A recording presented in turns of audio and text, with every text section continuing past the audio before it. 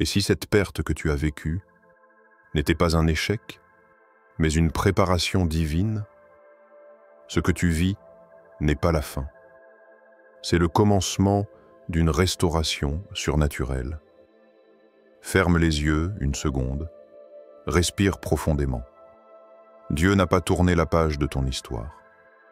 Au contraire, dans les coulisses invisibles de ta vie, il est en train de tout réaligner pour ton bien.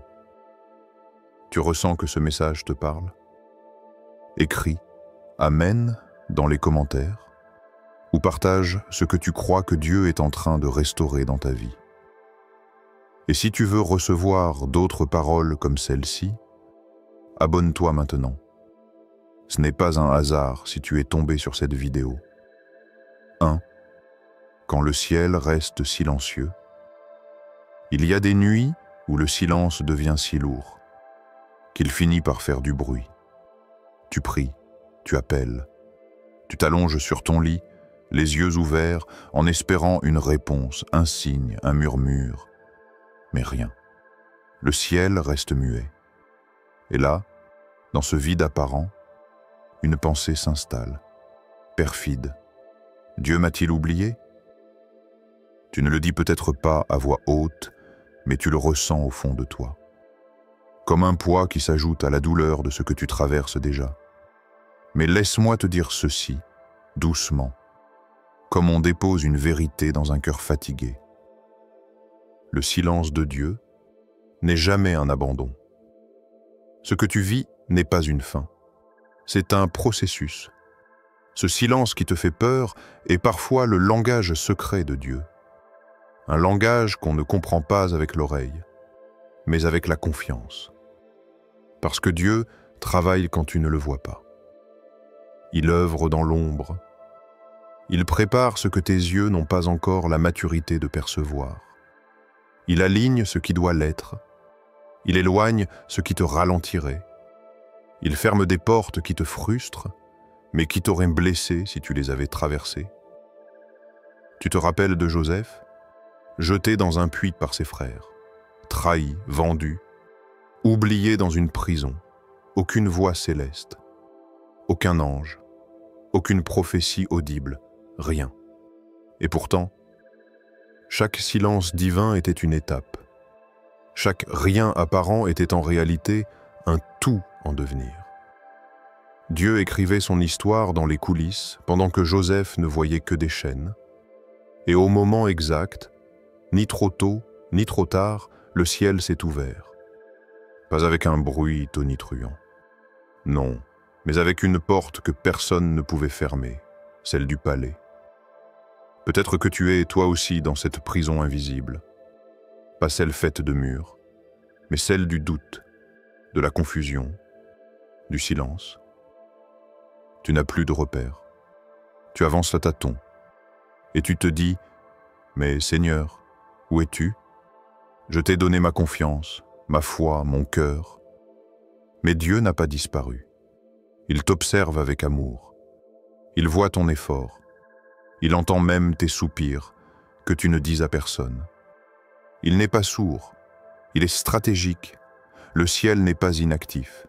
Il est en mouvement, dans l'invisible. Et s'il semble rester silencieux, c'est souvent parce que ton cœur est en train de grandir. Ce que tu vis n'est pas un test de punition. C'est une préparation. Comme une graine enterrée dans le noir, personne ne la voit pousser. Personne n'entend son combat sous la terre. Mais elle explose de vie, là où personne ne regarde. Toi aussi, tu es cette graine.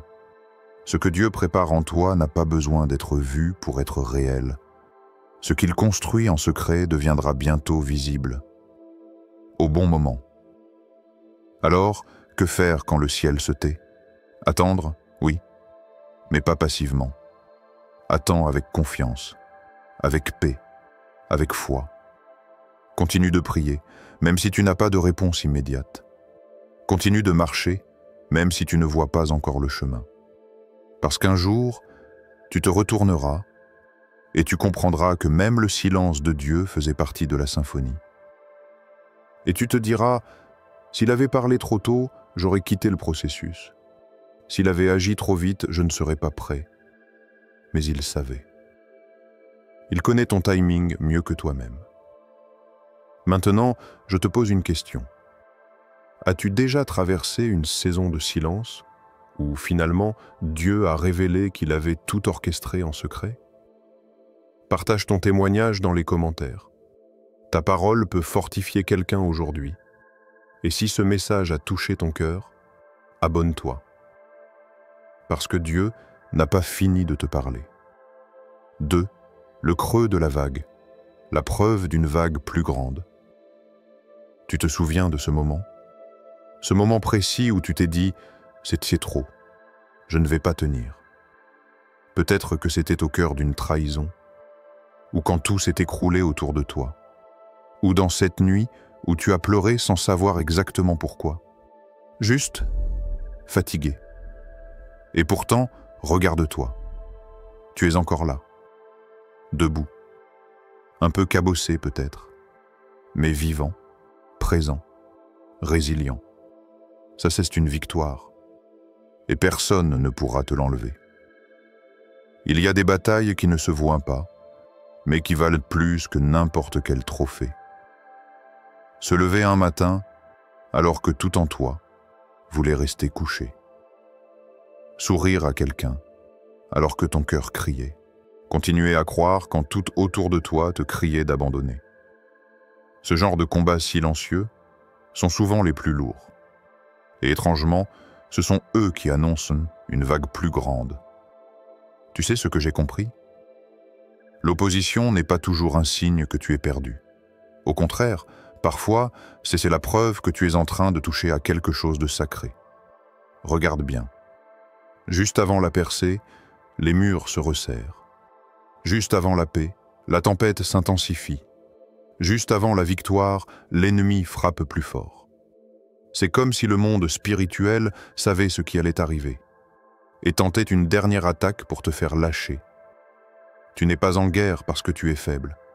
Tu es en guerre parce que tu portes une promesse. Et l'ennemi le sait. Il connaît ta destinée. Il sent ce que tu peux devenir. Alors il tente de saboter le plan, dans le creux de la vague. Mais ce qu'il oublie, c'est que ce creux n'est pas une fin. C'est une impulsion. La tempête ne vient pas toujours pour t'abattre. Parfois, elle vient pour te révéler à toi-même, pour faire remonter à la surface une force que tu ne connaissais même pas, tu pensais être fragile. Jusqu'à ce que tu traverses cette saison, tu te croyais fini, jusqu'à ce que tu survives à cette douleur. Tu doutais, mais aujourd'hui, tu sais que Dieu t'a sculpté pour tenir.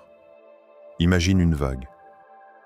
Avant de s'élever haut dans le ciel, elle plonge d'abord dans les profondeurs. Plus elle descend bas, plus elle monte haut. Le creux de la vague annonce sa puissance. C'est pareil pour toi. Ce que tu vis maintenant, ce creux, cette pression, cette douleur, c'est une préparation. Tu n'es pas en train de couler. Tu es en train de prendre de l'élan. Et c'est là que ton histoire change. Quand tu commences à voir la tempête non plus comme ton ennemi, mais comme ton terrain d'entraînement. La douleur d'aujourd'hui, elle va se transformer en témoignage. Ce que tu vis va devenir une source d'espoir pour d'autres.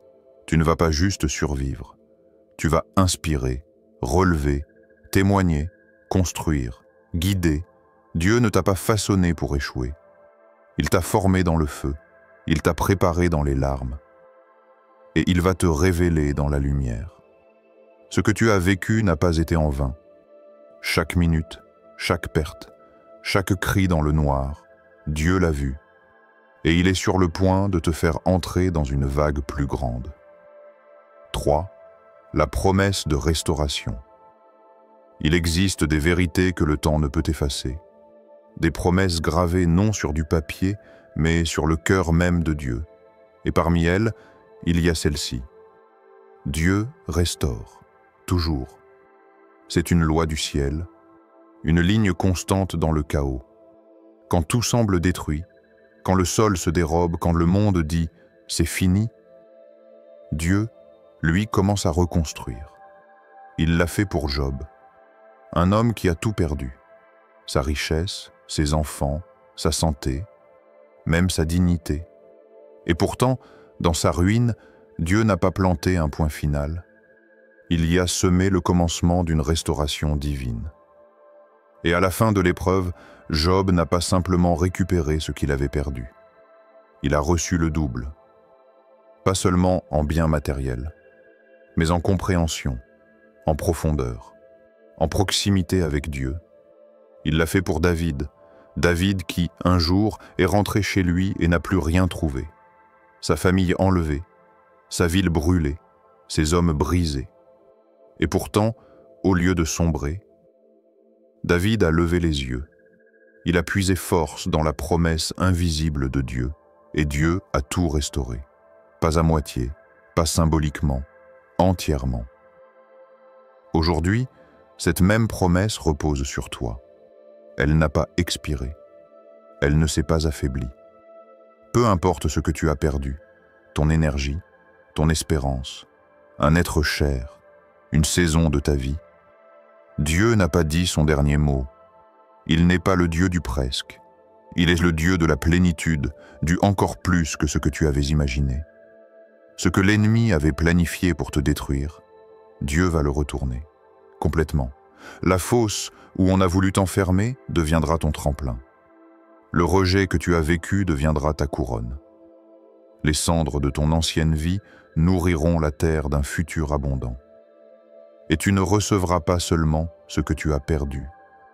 Tu recevras plus de paix, celle qui ne dépend pas des circonstances, plus de clarté, même au milieu du brouillard, plus de force, celle qui ne vient pas de toi, mais du ciel.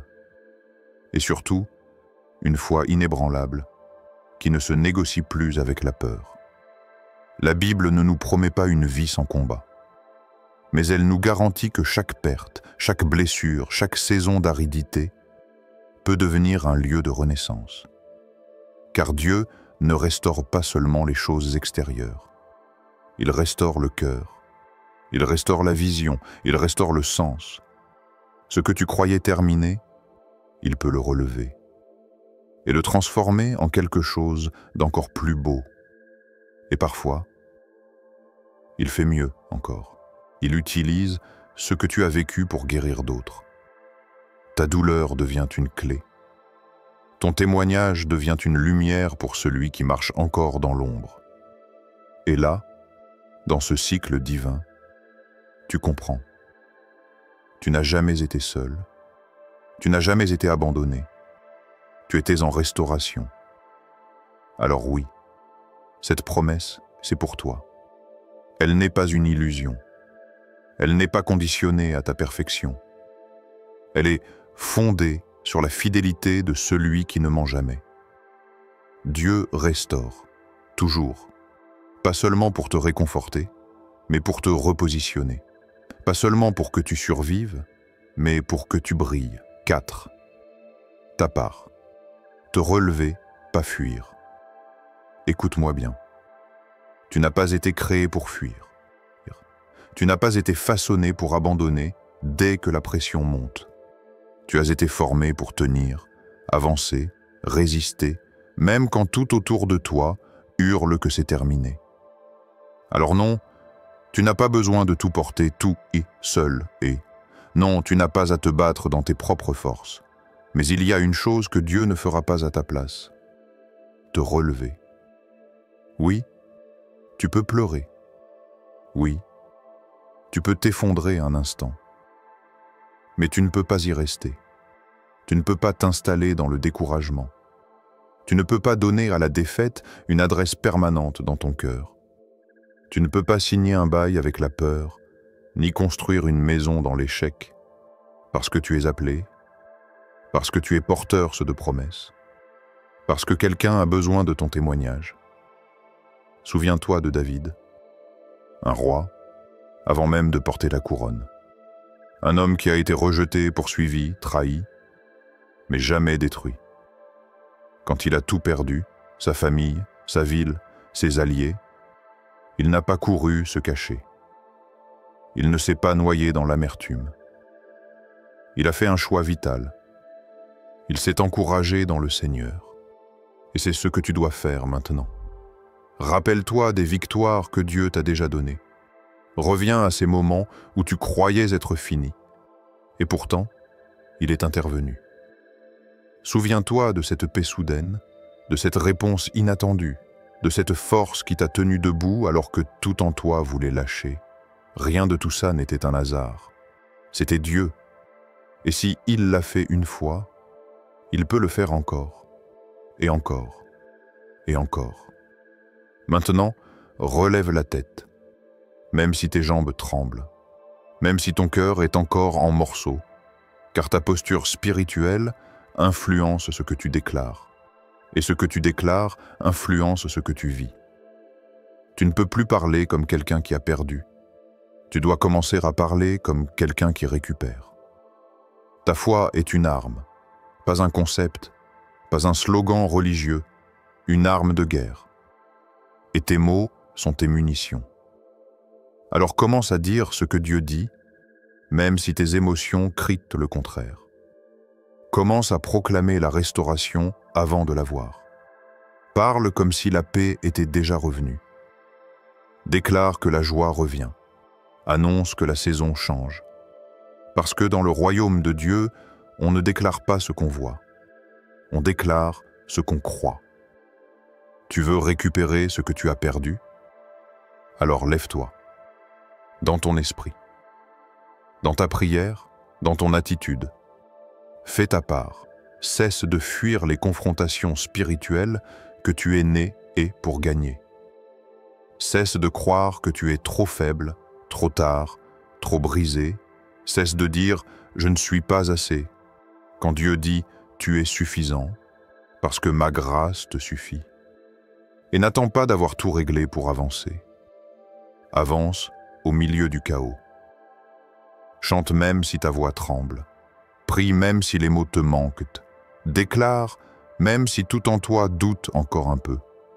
Parce que ta foi n'a pas besoin d'être parfaite. Elle a juste besoin d'être vivante. 5. C'est ton temps. Écoute bien. Ce n'est pas une phrase dite à la légère. Ce n'est pas une formule motivante comme celle qu'on lit au détour d'un réseau social. C'est une vérité douce, profonde, puissante. C'est ton temps. Pas demain. Pas quand tu auras tout compris. Pas quand tu seras plus fort, plus stable, plus prêt. Maintenant. Les saisons du ciel ne suivent pas les horloges humaines.